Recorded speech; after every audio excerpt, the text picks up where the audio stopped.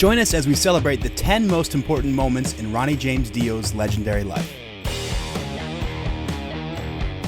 The singer was born Ronald James Padavona on July 10, 1942 in New Hampshire. According to his yearbook entry, Dio joined the senior band as a freshman and was elected class president his senior year.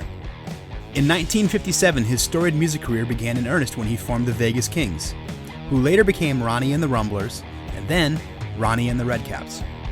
It was under this name that Ronnie, now using the last name Dio, released his first single as lead singer, the 1960 swooner An Angel Is Missing. An angel is missing from heaven tonight. Over the next decade, the Redcaps evolved into the Prophets, then the Electric Elves, then the Elves, and finally, Elf. It was with this group that Dio released his first major rock album in 1972.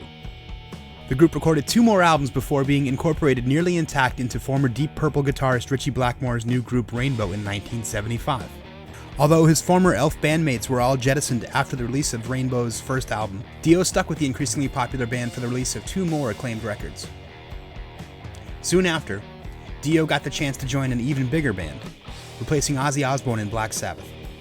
It was a risky move, but the chemistry between Dio and guitarist Tony Iommi gave the world 2 more classic records and totally revitalized Black Sabbath's sagging fortunes. After creative disagreements arose between Dio and his Sabbath bandmates, it became clear that it was time for the singer to strike out under his own name. In May of 1983, Dio, the group, released Holy Diver, Holy diver, you've been down too long in the midnight sea. which became a massive hit thanks to songs such as the title track, Rainbow in the Dark, and Stand Up and Shout.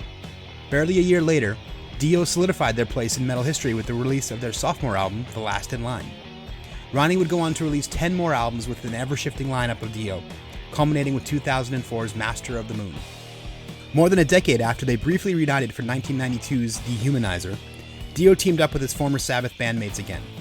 They named themselves Heaven and Hell and released the well-regarded The Devil You Know album in 2009.